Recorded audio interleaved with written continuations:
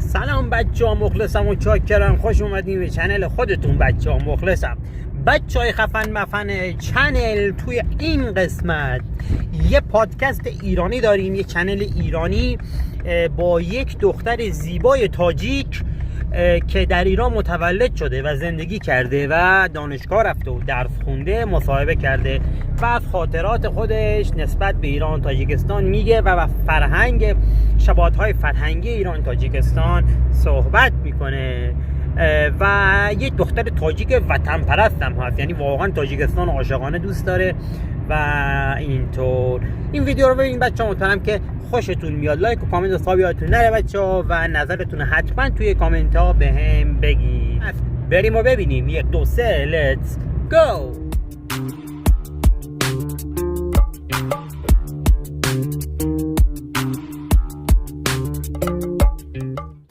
و خب خیلی جشن‌های متفاوتی داریم که مشترک بین تاجیکستان، افغانستان و ایران، مخصوصا نوروز مثلا فوق‌العاده زیبا توی تاجیکستان برگزار میشه.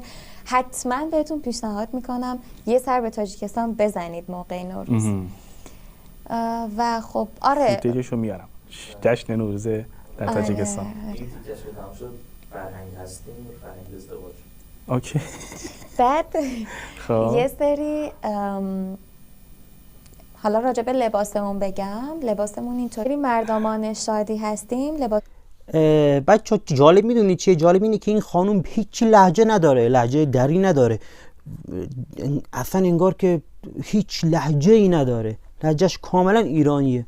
خیلی جالبه برام. لباسای رنگارنگ و متفاوت از رنگ‌های متفاوت زیاد داریم و طرح‌هاشون هم نمادهای خاصی از دوران قدیم هستن، تاریخ خودمون هستن. بعد شما میتونید یه نمونه شعر هم بهمون بگید؟ از شاعر معروف رودکی، چون مقبره ایشون هم توی تاجیکستان هست، میگه که خیلی معروفه، میگه بوی جوی مولیان آید همه، یا دیاری مهربان آید همه. چقدر زیبا گفت. خب به نازم. بعد حالا که گفتین نوروز و اینا، بچه‌ها من میدونم که خیام گفت، رودکی گفت با این شعر پایتخت عوض کردن. یعنی پایتخت چجوری بگم، تو تاجیکستان نبوده و توی افغانستان بوده و با این شعر پایتخت عوض شده. خیلی جالبه. که سریع بزنیم. یعنی پادشاه یاد وطن، یاد شهر خودش افتاده. برای ایرانی ها نه نیازی به ویزا نیست، چون ویزا رو برداشتن و خیلی راحت میتونن سفر کنن. آره با ماشین هم که دیگه راحت میشه رفت دیگه.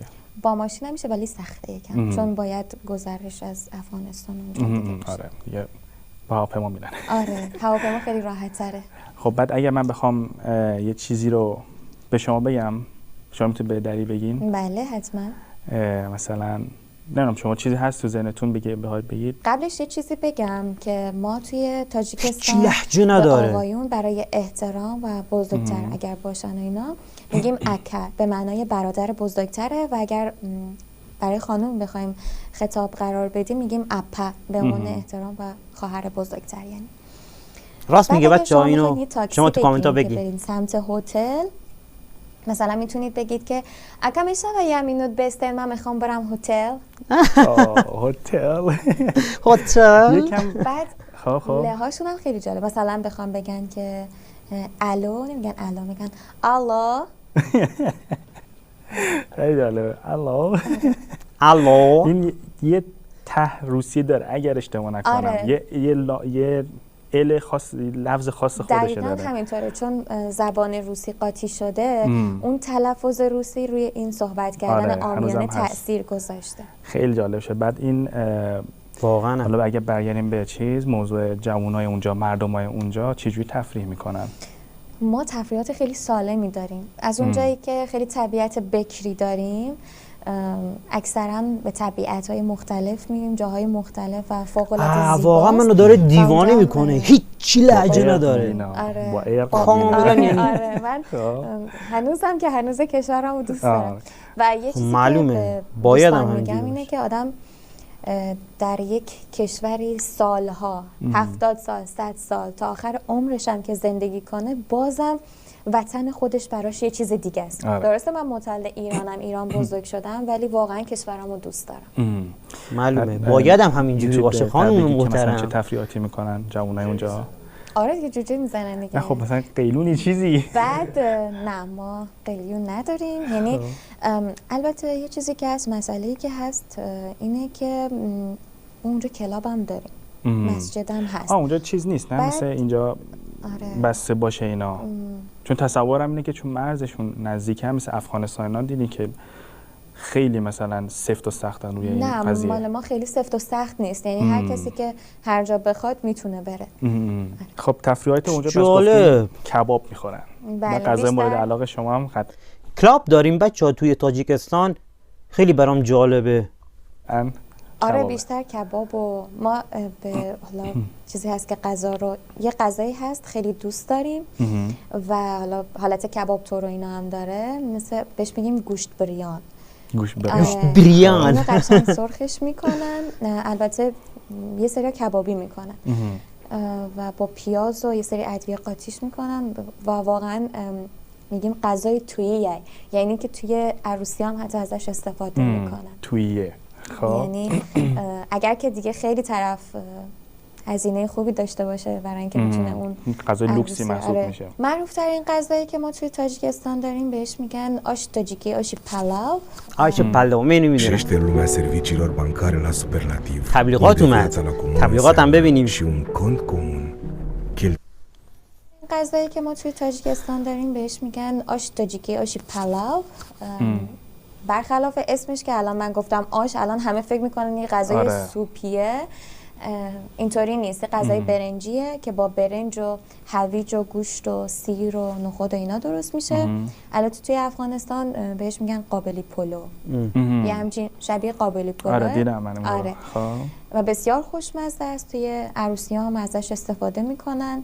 انقدری که این غذا معروفه و زیاد ازش استفاده. بچه‌ها یه چیزی من بهتون بگم که ما هم این آش پلو یا آش تاجیک یا قابلی پلو رو داریم، ولی اسمش فرق میکنه. ما بهش میگیم بریانی. تو ایران هم داریم، بهش میگیم بریانی. میکنن که اون هویج خلالین شدهش رو جدا تو بازار میفروشن. در این حد یعنی یه ادویه‌هاشو مثلا آماده سازی داره، مثلا هویجش و اینا. هویجش و ایناشو آماده سازی دارن توی تاجیکستان تو بازاراشون. و اگه بخواید غذای ایرانی رو رتبه بندی بکنین چیه؟ مثلا اول غذای ایرانی، بعد مثلا بگین که کباب کوبیده، بعد برگ، بعدش تو کار گوشتین کلا. آره کلا من تو کار گوشتم. شیشلیک، گردن. خب بگین. ولی خب من یه چیزی که خیلی دیدم ایرانی‌ها دوست دارن کله پاچه است و متاسفانه من اصلا دوستش نداشتم. ما اتفاقا مهمون قبلیمون اگه اشتباه نکنم یا تایلندی بود، مالزی بود. آره مالزی بود که خیلی علاقه داره. بعد فکر کنم هر صبح میره. آخه من وقتی خودم کله پاچه رو میبینم، اون زبونش که بیرونه، اون آره اون حالت آره همون در رخ کار خوشتون نمیاد. بعد حالا خوردین، تست کردین؟ مامان من یه غذایی درست میکنه خیلی خوشمزه است. اول من اینو استوب بزنم یه چیز بگم. بچه‌ها شما اینو به من بگید که توی تاجیکستان کله پاچه دارین یا نه؟ طباخی، ما بهش میگیم طباخی. کله پاچه رو پاچه و یعنی پای گوسفند و کله گوسفند و اینا رو طبخ میدیم با ادویه و اینا، خیلی خوشمزه میشه. ایرانی‌ها خیلی دوست دارن، ولی نمیدونم شما هم دارید یا دوست دارید این غذا رو یا نه. با این کله پاچه رو قشنگ میجوشونه طوری که دیگه انگار که گوشتاش کلا جدا جدا میشه. استخوناشو کامل جدا میکنه، گوشتاشو ریز ریز میکنه جوری که اصلا نبینین و داخل یه دیگ میذارن و اینکه توش حبوبات میریزن. این به غذا خودتون میشه یا همون کله؟ نه همینجوری همین کله پاچه میشه دیگه. آره همین کار رو انجام میدن و فوق العاده خوشمزه میشه. اصلا نمیفهمی که پس دوست دارین ولی فقط از رخ کارش دوست ندارین. چون مثلا اون استخونا فکر کنم دکوری میذارن، ولی در حال فکر کنم این همین که گفتین شبیه هم، یعنی گوشتاش جدا له، یعنی اصلا چیش میگن تریت بشه، نه فارسی بهش میگن تیکه. آره تریت آره بهش میگن تریت. من نمی‌دونستم کلمه رو. اگه رتبه بندی همه پس همینه. بعد از کوبیده دیگه برگ و اینا، بعد غذا خودتون اگه ایرانیایی که میخوان برن تاجیکستان چی رو ترجیح میدیم؟ از غذاهای خودمون که اگر ایرانی‌ها یا از آش پلو دیگه کشورهای دیگه برن تاجیکستان سفارش بدن، همین آش تاجیکی رو پیشنهاد میدم و بعدیش بهش میگیم منتو. یه غذای خیلی خوشمزه. واو، منتو رو بچه‌ها من میدونم چیه، بخارپز با خمیر و اینا. چجوری هست بخارپز؟ پاندای کنفوکا رو دیدین؟ یه غذایی رو خیلی دوست داشت. سفید گرده نرمه خواه. دقیقاً همینطوریه و داخلش گوشت چرخ کرده و سری ادویه و منتو من میدونم. همینو توی این غذا افغان هم هست. تایلند داریم. آره یه غذا خوردی حالا؟ فکر کنم پاکستان هم دارن. آره چون ما اینا تو تایلند خیلی زیاد. افغانستان ما باش میگیم اسمش چیه؟ سلاپاو بهش میگیم. سلاپاو. آره سلاپاو بهش میگیم. بعد سلاپاو پاو اونی که مادام درست میکنه بخورم. چون بقیه جاها مثلا مثل حالت جلاتین میشه داخلش. چون گوشتش مثلا یه حالت مثل حالت جلاتین و اینا داره، ولی مثلا مادرم وقتی درست میکنه قشنگ گوشتم شده. خب بعد دیگه چی ترجیح میدیم؟ آره تو افغانستان و کشورهای اطراف ما خیلی زیاد میخورن. این حالا مثلا اگه میخوان بره این منوی دیگه است که میخوان ایرانی ترجیح میدین که ایرانی بخوره. و غذاهاتون یک آویشن. آره پس یه آویشن و یه قهوه دوستان سفارش میدن. بعد حالا کسر لاتی نداره وقتی میگه قهوه دیوار 100 روبوستا 2 شات اسپرسو. خیلیش کنه چوسی اون ویدیوهاش خیلی زیاده. خب بعد برخورد ایرانی توی کافی شاپ هستن و قهوه و یه دمنوش سفارش دادن. بعد اون قسمتی که گفت چوسی ما یه بلاگری هست توی این اینستاگرام که چیزایی که این طرف میخواد خیلی کلاس بذاره، خیلی مامانی اینا باشه، آخرش این کلمه رو میگم چقدر چوسی میایی. چجوریه با شما؟ من تا اینجای کار خیلی برخورد خوبی گرفتم از ایرانی‌ها، مخصوصا وقتی که فهمیدن من تاجیکم. حالا نسبت به افغانستانی‌ها که خیلی گارد دارن، نسبت به ما تاجیک‌ها اصلا اینطوری نیست. یعنی خیلی دوست دارن تاجیکستان و مردم تاجیکستان و اینا رو و خیلی براشون جالب و جذابه که مثلا شما واقعا تاجیکین ولی اصلا بهتون نمیخوره تاجیک باشین. بعد میگن شما اگه تاجیکین پس کو لهجه‌تون. گفتم خب من بزرگ شده ایرانم، لهجه‌م دیگه کاملا فارسیه. آره. بعد میگفت شما مثلا بعضیا میگفتن که خب اینا خودشون مثل ما فارسی حرف میزنن دیگه. میگم نه، ما مثل شما فارسی حرف نمیزنیم، ما فرق داره. بعد گفتین که برخورد خوبی داشتیم. بله. بعد اینو راست میگه بچه‌ها، مردم ایران یه خورده گارد دارن، یعنی یه خورده طرز فکرشون به بچهای افغانستان به خاطر این یه مسائل سیاسی اینا که به وجود اومده که واقعا هم بده، یه خورده گارد دارن نسبت به بچهای افغانستان، ولی یعنی موضع دارن، ولی نسبت به بچهای تاجیکستان اینجوری نیست. راست میگه اینو. دیدگاه مردم تاجیکستان نسبت به ایران چی هست؟ دیدگاه مردم تاجیکستان نسبت به ایران خیلی خوبه، از این لحاظ که مثلا میگن که آره چون اونا ایرانی هستن، فرهنگ فارسی که ما داریم و دارن و از این حرفا خیلی دوست دارن. کلا تاجیک ها خیلی مردمای مهمون نوازی هستن و این وقتی که من خودم میرم تاجیکستان خیلی خوشحال میشن منو میبینن و مردم ایران رو خیلی مردم باسوادی میدونن نسبت به خیلی چیزا و مردم آگاهی میدونن. بعد مثلا اونجا که میرم میفهمن که از ایران اومدن، میگن ای دختر ایران اومده گیه. آره خیلی لهجه نازی هم دارن. بعد تو تاجیکستان فکر کنم قومیت زیاد مختلفی هم دارن. بله قومیت‌های مختلفی داریم. مثلا تاجیکستانی‌ها صرفاً ختم نمیشن به تاجیکا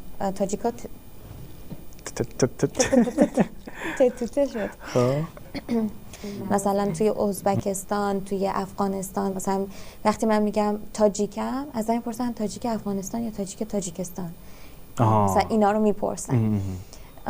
حالا صرفاً سر سری جنگ ها، یه سری اتفاق ها، یه سری مهاجرت هایی که شده مرزبندی ها این قومیت ها میکس شدن، ترکیب شدن با هم دیگه و خب مثلا ما ازبک هم داریم، افغان هم داریم و حتی چینی ها هم هستن که اون سمتی که مرز چینی ها هستن. خب اون کسایی که سمت چین هستن خب طبیعتا چهره هاشون هم از ما متفاوت تر، بیشتر شبیه اونا. آره اون سمت چون میکس شدن.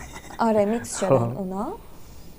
و توی کشورهای اطرافمون هم تاجیک داریم که چه جالب بچه‌ها، من نمیدونستم که تاجیکستان با چین هم همسایه هستن، درسته مرز دارن، چه جالب. بعد اونایی که تو تاجیکستان سمت مرز چین هستن شبیه چینی هم هستن میگه.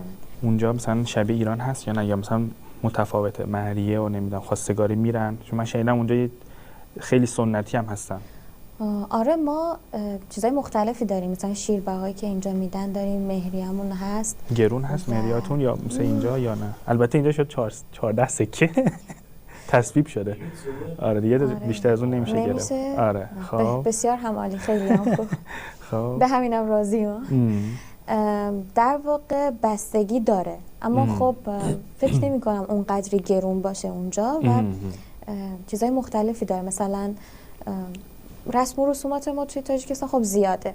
مثلا یه چیزی داریم اولش میگن فاتحه، یعنی اینکه حالت نامزدیه که مثلا فاتحه بهش میگیم. همون سوره فاتحه قرآن رو میگیم توی ایران. آره توی ایران به معنای مثلا یکی میمیره و یکی چیز میشه که میگن مثلا فاتحه بخونیم براش. ولی این ما فاتحه رو میخونیم برای اینکه حالا بگیم که مثلا این دو نفر دیگه الان با هم دیگه هستن. عقد ما میگیم صیغه. حالت نامزدی داره. بعدش عقد منظورتون میشه حالت عقد مانند میشه؟ نه هنوز عقد نیستن. ولی مثلا هنوز مونده. یعنی هنوز چیز میکنیم مثلا انگار یعنی میگن اینو برای این اوکی کردیم. اوکی کردن. اوکی کردیم فعلا تا ببینیم چطور پیش میره. همون صیغه ما میگیم صیغه محرمیت. خواستگاری و این چیزا دوباره اتفاق میفته. اول خانواده مثلا دوماد فقط خانوماشون میرن عروس رو میبینن و اینا، بعد که اوکی دادن و راضی بودن و اینا دومادو میارن. دفعه بعدیش که اومدن دومادو میارن. آره. بعد بحثی هم که هست اینه که حالا یه فرهنگ جالبی هم که داریم اینه که خب مستقیم نمیشه گفت نه. شما یه سینی میگیرین میبرین برای خانواده عروس خب و توش یه سری وسایل میذارین، سری هدیه چی میگن سوغاتی و یه سری دست گل و حتی پارچه و روسری و اینا میذارن برای عروس، میبرن میدن تقدیم خانواده عروس میکنن. بعد اونا از اونجایی که نمیتونن مستقیم بگن نه یا مثلا بله، اگر که اون سینی رو خالی کردن و چیزای جدید گذاشتن و تقدیم کردن یعنی بله، ولی اگر همون سینی رو با همون وسایل برگردوندن یعنی که نه. بعد چی جایگزین میکنن برای دوماد اون سینی رو مثلا جوراب ما مردن شاید وقتی جوراب میرن. خب جوراب میتونه باشه چیزای مختلفی، نه صرفا فقط برای اون دوماد. این جورابو که بچه‌ها گفت که خندیدن، ما تو ایران خانوما به مردا هدیه، یعنی روز مرد میشه هر چی میشه جوراب هدیه میدن، یعنی بی ارزش ترین چیز جورابه، هدیه میدن به مردا. ولی مثلا تولدی میشه یا مثلا روز زنی چیزی میشه مردا طلا و اینا میدن ولی خانوما جوراب میدن. مثلا شاید برای مادر دوماد و اینا هم بذار، ولی خب میگم هر مثلا منطقهش باز فرق میکنه. الان دیگه هرچی داره دنیا پیشرفت میکنه ذره رو به مدرنیزه که میره، تو پروفایل هم دیگه میبینن. آره میبینن هم تو پروفایل هم دیگه میبینن. پس ازدواج فامیلی خیلی براتون رایجه؟ آره ازدواج فامیلی و قومیتی برای ما رایجه. دقیقا تو تایلند اصلا رایج نیست. آره چون بعد اونجا مثلا یه جوری که وقتی که مثلا میخوای با دختر خالت یا دختر خالت یا دختر عمت دختر عموت میخوای ازدواج بکنی، مثلا میگن که منگاه میخوای با خواهرت ازدواج بکنی اینجوری. چون مثلا اون دیدگاهی که ما داریم مثلا به مثلا دختر عمومون دختر خاله‌مون مثلا واقعا یه خواهره دیگه از بچگی چون باهاش بزرگ شدیم. این چقدر بد ازدواج مثلا خانوادگی تو تایلند این پسر شبیه تایلندی هم هست یه خورده که توجه کنید. به مرحله آخر نرسیدیم. ادامه شده ببین. و بعدش اینطوریه که خب مراحل مختلفی داره، بستگی به قومیتتون داره. حالا مرحله بعدی که میتونه باشه ما بهش میگیم ویچر مرحله‌ایه که حالا بعد از اون عقدی که داشتن و اینا، ویچر مرحله‌ایه که شب قبل عروسی هم دوماد دوستاشو دعوت میکنه یه پارتی مثلا مجردی بگیرن و هم پارتی میگیرن میکنه که یه پارتی دخترانه بگیرن، یه جشن دخترانه باشه و اینا، مثل خارجی ها بفرستن برن. آره دیگه مثلا آخرین بارته دیگه. آره بدرقه میکنن. آره بعدش دیگه میری قاطی مرغ و خروسا. بعد آره اینطوری و بعدش هم که عروسیه و بعد از عروسی میرسیم به جالب ترین مراسممون که بهش میگن پاتختی. توی ایران هم هست ولی من تو ایران ندیدم که خیلی مثلا چیز باشه. و حنا بندون اینا چی؟ فرهنگ حنا بندون؟ نه حنا بندون اونم نداره. خب بعد توی پاتختیمون بسته به وسع عروس و اون مقدار پولی که دوماد داده عروس مثلا لباس میخره و فلان، اینطوریه که لباسای مختلف میاد عوض میکنه با تورای مختلف، مثلا 12 تا 13 تا لباس میاد عوض میکنه و یه سلامی میده به مهمونا، به بزرگترا و آره 12 13 تا لباس عوض میکنه هر روز. اینا رو که میارن خیلیه که بهش میگن قزبران، یعنی قزبران چیزا جهیزیه رو میبرن و بعد چه لهجه زیبایی داره. اینا چیزایی که دوماد برای عروس خریده، اینا چیزایی که عروس برای دوماد خریده. ولی خب در که ما این مرحله خیلی طی نمی‌کنیم توی اون ور کشور خودمون. پس یه جورایی میشه گفت با ایران یکم یعنی نزدیک فرهنگ چیزتون. فقط اینه که حنا بندون نداریم. نه ما حنا بندون نداریم. و یه چیز جالبم که خیلی ازم میپرسن، مثلا میگن که جهیزیه رو دختر میده یا پسر میده. توی تاجیکستان همه چیز با پسره. یعنی میگن که ما دختر میدیم دیگه چیز خاصی دیگه ای نمیدیم. یه جوراب و یه دختر میدیم. آره یه جوراب میدیم و تموم شد. خب و جهیزیه با پسره، همه چیز خونه جهیزیه، همه چیز با پسره. دهن پسر سرویس اگه اینجوری که بشه. مردا شما تو تاجیکستان زن میگیری دهنتون به خدا سرویس ها، همه چی پای پسره. ما توی ایران جهیزیه با دختره، یعنی خرج عروسی و اینا همه چی پای پسره، خونه و همه چی. ولی چجوری بگم، جهیزیه و اسباب خونه با دختره.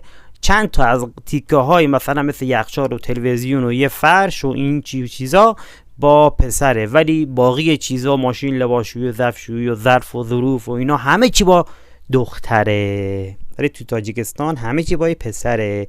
واقعا داغان میشن پسرا. بخره پولشو پسر میده. یعنی کلا همه برای مرده. آره هر چیزی که خودت مثلا دختر و خانواده‌اش بخوام بخرن پول از داماد میگیره. آره شوهر آدم باید تاجیکی باشه. این خوبه به نظر رسم. آره دخترای ایرانی باید شوهر تاجیک بگیرن. بعد ما هم که این چیز دیگه الان هم اگر بخوان زن بگیرن یواشکی زن میگیرن. آره خانماشون اجازه نمیدن دیگه. بعد چه حسی مثلا شما حالا مثلا تو فامیلاتون اینجوری اتفاق افتاده که مثلا بخوام بدونم که حس اون خانم اوله چه حس بدیه؟ واقعا هم حس بدیه. خب چون داشتیم توی فامیلامون ولی بعضی از خانومامون توی فامیل خودشون راضی بودن، یعنی مثلا حتی شده که طرف برای دختر تاجیک خیلی زیباست، خیلی ناز صحبت میکنه و خیلی هم زیباست. چرا اتفاقا پسرم داشت ولی خب میخواست باز برای خواست یه جوراب دیگه بپوشه. یه جوراب دیگه. و همون فرهنگشون هم همونه دیگه، دقیقاً میرن همون روش خواستگاری و مراحل. آره مراحل یکی میخواد بره خواستگاری، یکی سریع انجام میده دیگه. اون مراحل خواستگاری این چیزا نیست. پاکستان مثلا اگه بخواد زن دوم بگیری بدون اجازه زن اول نمیتونی. آره اینجا هم همین جوریه. خود قانون جریمت میکنن ولی نه فقط تو تاجیکستان باید بریم. تاجیکستان چون دیگه مرد سالارانی میگه مثلا تو چی کاره ای؟ آها مرد سالاری. مثلا اونجا خیلی پررنگه. بله یعنی مثلا ایران اینطوریه که هستش قسمت هایی از ایران که مرد سالاری باشه ولی اکثرا زن سالاریه توی ایران. آره. ولی تو تاجیکستان نه، اصلا اینطوری نیست. بعد ما خیلی شوهرامون رو دوست داریم، خیلی بهشون میرسیم. یعنی اگر هم مهمونی جایی بخوایم بریم اول شوهرامون رو آماده میکنیم تمیز و مرتب، بعد خودمون آماده میکنیم. خب. چون شوهر رو نماد قدرت میدونیم از این لحاظ که میگیم که آره الان مثلا اگر همسر منو کسی ببینه چه فکری راجع به من میکنه. مثلا میگن که خانومش بد سلیقه است و خانومش مرتب نیست، یعنی خانومشون رو از روی همسرشون میسنجن. نه ولی خب تو ایران خوش به حال خانمای ایرانی که همه چیز پشت سرشونه. واقعا اینو راست میگه بچه‌ها. یعنی تو ایران واقعا، حالا نمیگم همه ایران خب، ولی اکثریت ایران 80% ایران زن سالاریه. یعنی حرف اول آخر تو خونه تو خونه ایرانی معمولا خانم‌ها میزنن. یعنی مادر خونه هر چی که بگه پدرم قبول میکنه دیگه، اینجوریه. ولی تاجیکستان و افغانستان فکر میکنم که مرد سالاری بیشتر باشه و واقعا تو ایران اینجوری خیلی نیست، خیلی کمه. اینجا من هر چی دوست دارم از دوستایی که رفیقام و اینا از خانمشون خیلی میترسن. بعد خصوصا تو سفر، مثلا که تو سفر اونور که میرفتیم دغدغه اصلیشون اینه که ما باید برای خانمون یه سوغاتی بخریم. آره اینجوری که مثلا میگه که ما باید برای خانممون خوب هستا ولی در کنار اون یه استرس خاصی هم دارن. آره که مثلا خانوماشون مثلا شاید احتمال داره نذارن بیان خونه یا ناراحت بشن و اینا. آره دیگه دعوای به پا میکنه. 12 شب به بعد اومدی دیگه پاتو نمیذاری تو خونه. ولی خب این زن سالاری که اینجا هست خیلی خوبه به نظر من. اون احترامی که مردم اینجا یا همین کشور اینجا مثلا به خانوما میدن خوبه. واقعا تو ایران خیلی زن سالاری زیاده نسبت به این کشور مسلمانه. خانم‌های ایران دارن واقعا توی سری از کشورها نمیتونید پیدا بکنید. واقعا مثلا قانونا پشت اینا رو میگیرن. آره مثلا جالبه بدونید که توی تاجیکستان اگر که زن واقعا دانشگاه بره و اینا خیلی سخت میتونه فردی رو پیدا بکنه یا مثلا بخوام بیان خواستگاریش و اینا. میگن که طرف چون واقعا زن آگاهی شده یعنی یه جوری کنترل مرده رو دستش میگیره. مثلا از این بحث هم هست واقعا. آره واقعا و خیلی زیادم هست. مثلا میگن که طرف تحصیل کرده است، میگیم آره، میگه خب پس دانشگاه که رفته پس قطعا خراب شده. میگن خراب شده، نمیگن مثلا باسوادتر شده. باسوادتر میگن مثلا آگاه‌تر شده و میگن زنی که سواد داشته باشه تو تاجیکستان، میگن زنی که سواد داشته باشه افسار مرد رو به دستش میگیره و واقعا خب همینطوره. آره اینو من قبول دارم. پس شما همچین ذهنیتی نداری نه خودتون که این همه درس خوندین؟ نه راستیتش من خیلی اون قدرت مرد رو بیشتر دوست دارم. مرد سالاری رو ساپورت میکنم. آره ساپورت میکنم ولی نه دیگه در اون حد، نه در حد تاجیکستان و نه در حد ایران. یه چیزی بین این دو تا. یه چیزی بینش. الان خیرالامور بینش. من خوب گفتین یه چیزی بینش. من خیلی دوست دارم که مثلا مرد حالت پادشاه داشته باشه و زن مثل وزیر باشه در کنارش. یعنی وزیر نظرش رو میده ولی تصمیم نهایی با پادشاه هست. خیلی از مردم موفق چه دختر فهمیده ایه. بیشتر خانوماشون هم همین سبکی هم. آره. یعنی میگن پشت هر مرد موفق یک زن موفق هست. دقیقاً. این پشت هر مرد موفق یک زن موفق. ایده میده. حالا اگر خراب کرد که مشکل نیست. تهش میره یه جوراب جیت میگیره. آره. خب قبول نرسید. بعد جالب چیه بچه؟ جالب اینه که توی ایران اگه مثلا طرف خانومش مرده فوت کرده ولی مثلا دیگه ازدواج نکرده، یعنی داری مثلا ما رئیس جمهور ما آقای پزشکیان مجرده، خانومش در مثلا چندین سالی پیش فوت کرد، تصادف کردن و فوت کرده و دیگه ازدواج نکرده، یعنی الان رئیس جمهور ما عزبه و مجرده. دستت درد نکنه. فقط این دمنوشه، این فقط ما لوگو رو بگیرید که اسپانسر نشیم. این چی هست؟ منم قهوه که گفتم ها، دستت درد نکنه. بله این مختص برنامه شما بود که ما یه سفارشی دادیم.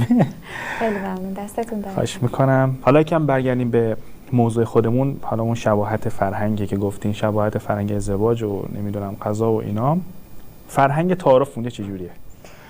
ما خیلی آدمای تعارفی نیستیم راستیتش. یعنی اگر واقعا کسی بخواد مهمون بیاد خونه‌شون نمیگه حالا یه سر به ما بزنید مثلا یا بفرمایید تو دم در بده و اینا، نداریم. یعنی اگر واقعا شرایط خونه اوکی باشه میگه که بفرمایید تو و طرف واقعا میفرماید تو. یعنی در این حد میان تو دیگه. یه قصد دیگه میاد. ما درمون بازه همیشه و در خونه ها بازه. از اون جایی که مهمون نواز هستیم و اینا، ممکنه یا همسایه یا سرزده بیاد داخل و سلام علیک کنه و بشینی چای بخوری، صبحونه با همسایه باشه، ظهر با 2 همسایه اونورترت باشه. اصلا خیلی با هم دیگه اوکییم و همیشه همدیگر رو میشناسیم. مثلا توی لایک داره، واقعا عالیه.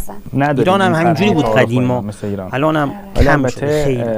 مثلا سر سفره توی مهمونی ایرانی اینطوریه که اگر که طرف یه چیزی رو بخواد بگه نکنه من این چیزو بردارم بعد مثلا میزبان ناراحت بشه بگه که وای چقدر زیاد خورد.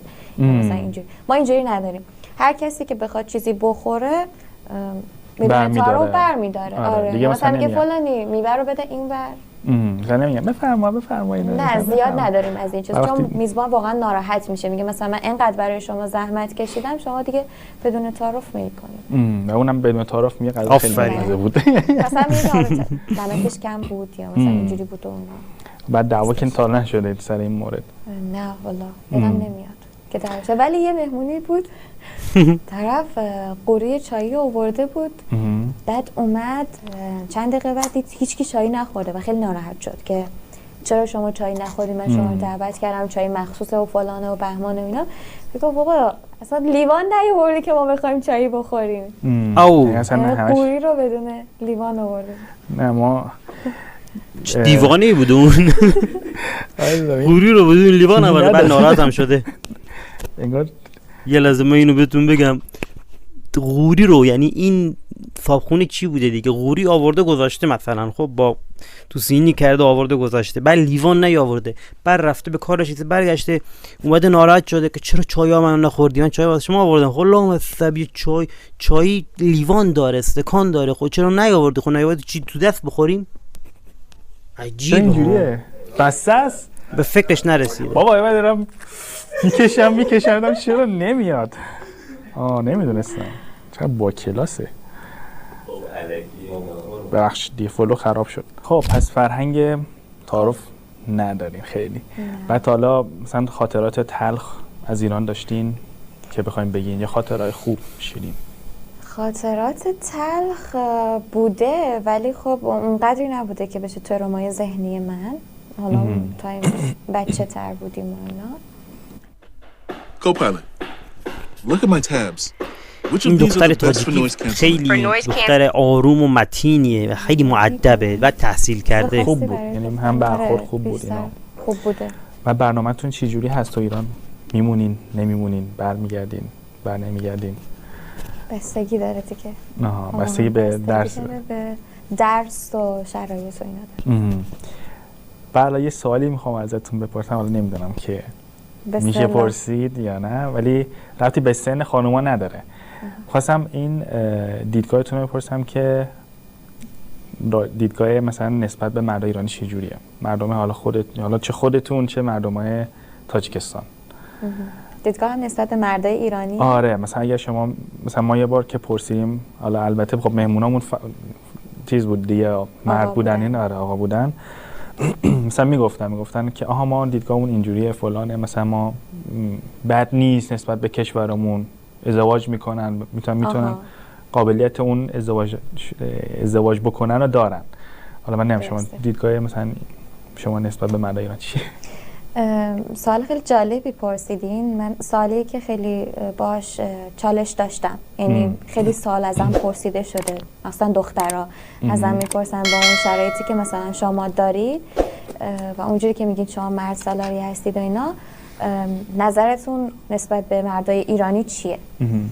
راستش خب من چون بزرگ شده اینجا هستم و خب فرهنگ اونم یکم نزدیکه، خیلی نزدیکه، ولی خب توی یه سری موارد میتونم بگم یکم نزدیکه، خیلی هم نزدیک نیست.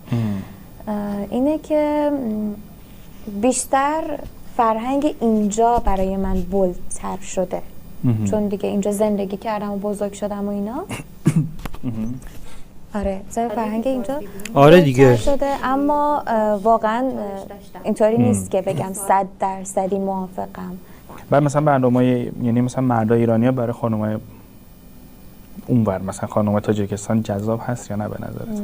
بله ما داشتیم موردی که حالا ازدواج تاجیک و ایرانی ما داشتیم و خب کدوم زنی دوست نداره که مثلا خیلی بهش رسیدگی بشه از نظر همه چیز. همونجوری هم که گفتیم مردهای ایرانی خیلی زن سالارن و اینا. آره خوراک خانم‌های تاجیکستان میشن. ازدواج موفقی بوده دیگه. آره ولی خب بحثی که هست اینه که از اون ورم ما زنای تاجیک خیلی مرد دوست داریم، همسرمون خیلی دوست داریم و خیلی رسیدگی میشه از لحاظ عاطفی و از لحاظ پوششی و اینا کنیم. آره بعد الان که خودتون میگه که من متولد اینجا ما اینا، خودتون بیشتر یعنی تا حالا شده براتون مثلا توی خونه مثلا فرهنگ آداب ایران رو داشته باشید؟ بله قرمه سبزی و قیمه میخوریم ما. بعد مثلا میکس بشه سالا شده یا نه؟ یعنی مثلا تو خونتون عاداتی که انجام میدید بیشتر فرهنگ کدوم کشوره؟ تاجیکستانی. آها. و خودتون بیشتر چه جوری مثلا؟ آره اونجا خب تو خونه من تاجیکی کلا حرف میزنیم. خیلی برامون ارزش داره در واقع. آفرین. همیشه پدر مادر آفرین. باریکلا. انسان فرهنگ خودش رو توی کشور دیگه هم که باشه نباید فراموش باشه. واقعا کاملا سنتی و واقعا چیز هست. خیلی خوبه. بعد ماشاءالله موسیقی ایرانی چی ترجیح میدین؟ حالا گوش کردین؟ موسیقی. نه ای جانم تختی. برای تختی خوبه. واقعا فن پروپلاس آقای محسن چاوشی هستین. چون به نظر من ایشون آهنگاشون جوریه که مخاطب خاص میطلبه. مثلا اگر دقت بکنین همینجوری بخواین عادی گوش بدین چیزی از آهنگ و این متن و اینا اصلا متوجه نمیشین، ولی اگر دقیق زوم بکنید خیلی قشنگ است. عمیق معنی داره. مطلب صحبت. چون میگن که مثلا این آهنگا بعضیا برای ملودیش گوش میدن. ملودی مثلا اون تونی که داره خوشحال، غمگینه، اون فلان، ولی چاوشی نه. اون ریلیکسش که آماده میکنه واقعا فوق العاده است. مثلا یکیش که معروف بود ساعت دیواری بود، نه اشتباه نکنم، اون خیلی جذاب بود. بعد آهنگ تاجیکستان چاوشی رو بچه‌ها شما میشناسید؟ محسن چاوشی رو من خیلی خواننده قدیمی، البته واسه نسل ماها هست که ما مثلا در 60 و 70 در 60 و 70 1990 میشه دیگه، درسته؟ خیلی برامون جالبه، مخصوصا اون اوایل که اومده بود تون صداش خشکه. خب یعنی چجوری بهتون بگم، خش داره صداش. خب بعد خیلی قشنگ میخوره، مثلا شعرهای خیام و مولوی و اینها رو هم میخونه. یا مثلا یه آهنگ خونده بود واسه حضرت زهرا، حضرت علی و اینا که میگفت که گلایه یاسه تو باغچه غروبا بونه میگیرن، همشون یه عهدی بستن سر خاک تو بمیرن. نزدیک به فارسی یا نه؟ مثلا سبکش اینجوری هست یا نه؟ یا اونا مثلا ملودی هن؟ اکثر آهنگای تاجیکی و افغانستانی حتی خیلی شادن، خیلی شادن، مردم شادی. آره کلن، چون رقص و بازی و اینا زیاد هست توی جشن و اینامون خیلی رقص و اینا معروفه، کلن از چیزای شاد استفاده میکنن. این اینسترومنتالی و ملودی بازن. آره دقیقاً. مردم شادی. چی لهجه نداره. فیلماتون چی؟ اون کسی که میخواد فیلمای ایرانی رو نگاه کنن به تاجیکستانی معرفی بکنه یا اینکه ایرانی‌ها که فیلم‌های تاجیکی می‌خوان نگاه کنن براشون معرفی کنه؟ حالا یه تبلیغات چین هم نگاه کنیم یه درآمدی واسش بشه و حالا بذاری کم بره برو تا بدونم راه کردن بزنم دیگه. یکی هست اینه که وقتی که من میگم تاجیکم میگه که شما همشهری همون هستید که توی در چشم باد یه دختر تاجیک اومده بود خیلی همسرش رو دوست داشت و فلان، شما اونجوری هستین؟ یعنی هستین تاجیک؟ بعد گفتم که بله من تاجیک همون تاجیکستانم و خیلی براشون از این لحاظ هم جالبه. خیلی براشون چشماش چیزی میکنه. تاجیکستان تو صنعت فیلم خیلی پیشرفته نیست. آره. بیشک. ولی خب جدیدن دارن فیلم‌های جدیدی میسازن. ولی بیشتر فیلم‌های کمدیشون خیلی باحاله. کمدی و کلا میگم تو فاز خنده و شادی اینا هستن. فیلم‌های کمدیشون جالب و جذابه. یک فیلمی هست که حالا یه مدت هم معروف بود، لحظه های گوارا. این حالت جوک داشت، تیکه تیکه بود و خیلی قشنگ بود. لحظه های گوارا. بچه‌ها شما دیدین؟ سبک شاد و جوک و اینا. آره کلا سبک شاد و جوک و ایناشون خیلی بیشتره. و فیلم ایرانی چی که دوست دارین؟ من فیلم ایرانی، حالا چیزی که الان دارم میبینم، من اسپانسر اون فیلم نیستم. بامداد خماره، سریال واقعا دوست داشتم، فوق‌العاده سریال قشنگی بود. در کل آدمی نیستم که سریال ببینم، مگر اینکه یک سریالی بتونه جذبم بامداد قمار. چون من خودم خمار سریال نقطه زن خوبی بود. چیز بچه‌ها عاشقانه است. ایرانیه. کتاب بامداد خمار نخوندم ولی پلن داشتیم که با بچهای خوابگاه مثلا هم اتاقیان کتابو بخریم و بخونیم. داستان خیلی من جالبه. خودم دختر فیلم بازی هستم. خیلی زیاد دوست دارم فیلم‌های متفاوت رو ببینم. فیلم‌های بیشتر زبان انگلیسی نگاه میکنم. هالیوود اینا؟ آره. ولی به نظر من فکر نکنم هالیوود من بیشتر خیلی به خاطر تقویت زبان و یه سری مثلا فیلم‌های معمایی ترسناک اینا که نیاز به هیجان و این چیزا داشت. فیلم‌های هورور هم نگاه می‌کنی؟ فیلم‌های جنی و اینا؟ بله بله. مثلا کانجرینگ و اینا حتما آره نگاه اینا می‌کنی. رو نگاه کردم. بعد بازیگر مورد علاقه تون کیه؟ بازیگرایی که کی بود اون آقای کچله؟ یادم رفت اسمشو که خیلی توی فیلم‌های ترانسفورم بازی کرد، ترانسپورتر بازی کرده یا انگلیسیه؟ کچله بعد خیلی فیلم‌های اکشن بازی می‌کنه. آره اسمش اون چیزو میگه. نه وین دیزل نه. جیسون استتم. جیسون استتم چیه؟ تو بابا همین سریع و خشن فکر کنم بازی کرد، با دراگ دعوا می‌کرد. دوباره اینجا نه یکی دیگه. وین دیزل که برزیلی اون فکر کنم. وین دیزل خیلی آدم باحالیه. نه جیسون بود فکر. جیسون درولو؟ نه جیسون استتم. درولو کی؟ جیسون استتمه. جیسون هیتوتمه. حالا فامیلشو بلد نیست. دیگه جیسون هیتوتمه. آره خدا شاهد اسمشو بلده. جیسون قشنگ میگه ولی فامیلشو بلد نیست. میگه جیسون هیتوتمه. استتمه. کراش یعنی اکتر کراشتونه؟ کراش که نه ولی خیلی بازیشون رو دوست دارم. بعد آره پیره خیلی پیره ولی هنوزم چیزه واقعا تو بازیگرش. بعد چیز جیمز نه فکر اون یارو چیه تام کروز چیه اون که خیلی معروفه. اونم دوست دارین؟ اونم خوبه.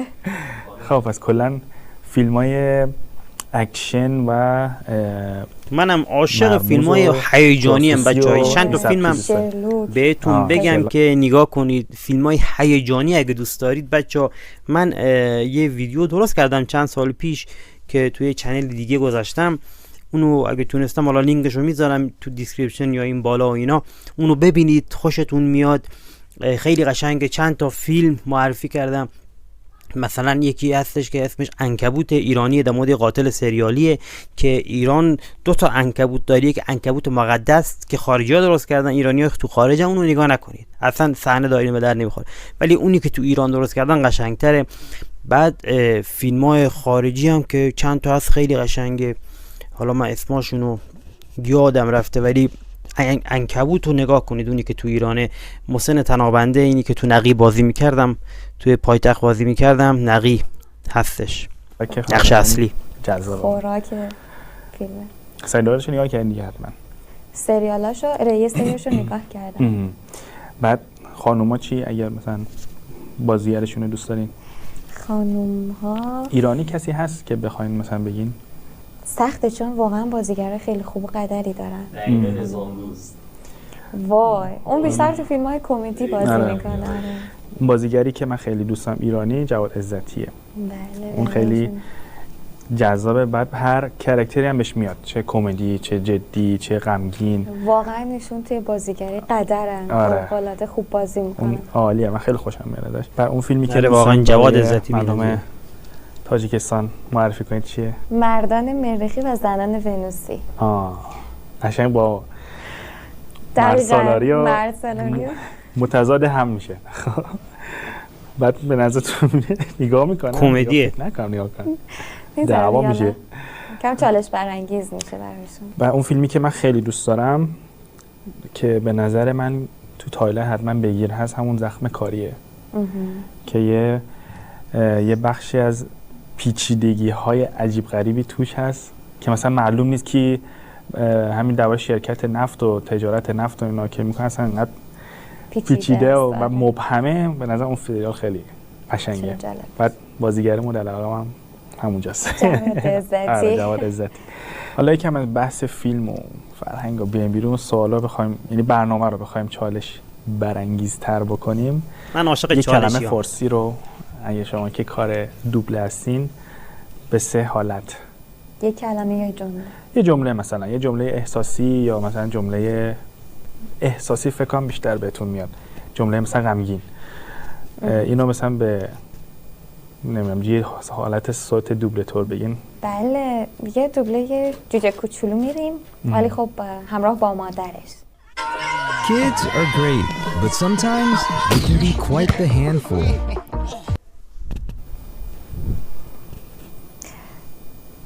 جوجه کوچولی من کجایی؟ چرا نمیبینمت؟ از بقیه بچه ها کجان؟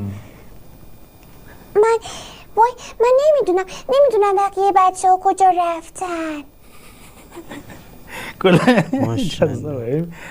ماشاءالله. یه کرکتر چیزم هست، همون نمیدونم شاید توی اینستاگرام دیدید یا نه، همین جوجه و پرنده و اینا. آره یه بچه اردک هست. خیلی معروف شده. آره. خیلی جالبه. اونا میخوان منو بپخن. آره قشنگ لفظشون هم کپی می‌کنه. بپخن یعنی بپسن. استعداد خودتونه یا مثلا تمرین کردید، کار کردید؟ ببینید حالا اساتید خیلی محترم اینا میخوان منو بپخن توی عرصه و حالا اکثر دوستانی که من داشتم اینطور بودن که توی این عرصه واقعا زحمت کشیدن، تمرین کردن، کلاس‌های مختلف دوبله و گویندگی رفتن، ولی خب من نه. یعنی استعداد درونی خودتون بود. آره خیلی علاقه بعد داشتم. تا حالا شده مثلا نشان، مثلا نمیدونم این نقشه‌هایی که استعداد دارن شما رو استفاده کنم مثلا؟ آره اتفاقا یک خاتون و خانومشون و مادرم رفته بودیم جایی و برگشتنی که می‌خواستیم برگردیم سمت خونمون، این رانندمون گفت که من نشان میزنم و از اون طریق ما پیش میریم. گفتیم که باش اوکی. بعد دیدیم گاهی وقتا این نشان قاط میزنه، اشتباه میکنه، بعد از داخل کوچه ها تو در تو میشه، آره رو دور خودش میچرخه. گفتم خب چه کاریه؟ اینو من بهشون بگم که اینو قطع بکنن، من با نشان خودم پیش برم. بعد دیگه شروع کردیم با نشان خودمون پیش رفتن. گفتم شما اینو قطع بکنیم و من با نشان خودم پیش میرم، ولی من دقیق تره و بهتره و بهتر میتونه. مسیر همیشگی. آره مسیر همیشگی میتونه بهتر راهنماییتون کنه. بعد گفتم خب ادامه بده و مثلا شما بزنید و اینا. بعد این ماشین میرفت و منم خب این حدودی میگفتم دیگه 100 متر دیگه من گفتم که 100 متر دیگر به راست بپیچید، به چپ بپیچید، دور میدان در اولین خروجی، مثلا اینا رو هی میگفتم با هی پیش میرفتیم.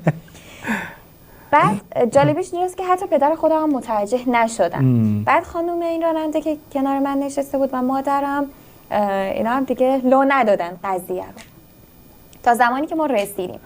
گفتم مسافرین محترم شما به مقصد رسیدید. بعد اینو که گفتم گفت چقدر نشان شما با ادب و خیلی بیشتر چیز میکنه. من گفتم گوشیتون چیه؟ آره بعد گفتن که گوشیتون چیه، چقدر مثلا کیفیت صدا خیلی واضح تره و اینا، دم گوشش انگار. آره وسط هم نشسته بودم. بعد دیگه واقعا صداش مثل همونه، واقعا متوجه نشد که من یه همچین حرکتی زدم و اینا. بعد یهو خانومش از خنده ترکید، گفت که کار خودش بوده. بعد گفت یعنی ما تا اینجای کار داشتیم با شما پیش می‌اومدیم. بعد براش جالب بود که چطور مثلا میگفتین 100 متر دیگر 200 متر. گفتم دیگه ما حدسی دیگه، مهندسا حدسی. آره تخمین میزنیم و میریم جلو. خوب بود. آفرین. بعد این اسمش این دیگه ما هم رسیم به بخش توی کلمه یا توی جمله. این بخش آخر برنامه سوالی که من از مهمونا میپرسم آخر برنامه اینه که چیزی که دوست داری به ایرانی‌ها بگی چیه؟ توی کلمه یا توی جمله اینا فقط به دوربینی ها بکنیم.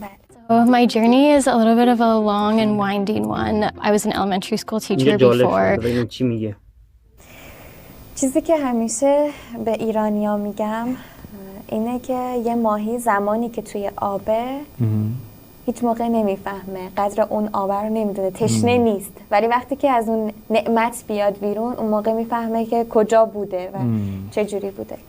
کلاً میخوام به مردم ایران بگم که قدر کشور خودتون رو بدونید. یه کشوریه که فرهنگ غنی داره و فوق‌العاده کشور زیبا، مهمان نواز، با مردم خونگرم. به نقطه خیلی خوب اشاره کرد. ما کاری که همیشه تو پادکست سعی می‌کنیم انجام بدیم اینه که مثلا درباره ایران حرف بزنیم. بعد نقطه قوتی که مثلا حالا ما داریم اینه که یه خارجی رو دعوت می‌کنیم که درباره ایران حرف بزنه. کسی که هم فرهنگ دو طرف رو تجربه کرده، هم اون ور رو دیده هم این ور رو دیده. ولی واقعا برنامه که من حالا رفتیم دعوت کردیم ما اینا مهمونامون همین رو میگن. این درباره ایران حرف میزنن، آدمای دلگرم، خونگرم، فرهنگای فلان، مثال اینا مثلا تو حرفاشون همیشه هست اینا. درسته. بعد اون مثالی هم که زدیم واقعا مثال قشنگی بود که گفت ماهیه که توی آبه هیچ وقت اون قدر اون آب رو واقعا راست میگه بچه‌ها. بعد نمیدونه که چه اقیانوسیه، چه واقعا راست میگه بچه‌ها. خب یعنی تو تا وقتی که توی آب هستی نمیفهمی. قد شد بچه‌ها داره خراب چیز میشه، شارژ گوشیم تموم میشه. آره واقعا همین جوریه بچه‌ها. من سریع خداحافظی باهاتون بکنم دیگه، خدا شکر برنامه تموم شد. بچه‌ها این قسمت همینجا به پایان رسید. امیدوارم که از این قسمت خوشتون اومده باشه. در آخرم قسمت اول این پارت هستش، اینجا واسهتون میذارم. برنامه ایرانی ما رو هم ببینید. لایک کامنت حساب یادتون نره بچه‌ها و تا دیدار دیگر بدرود.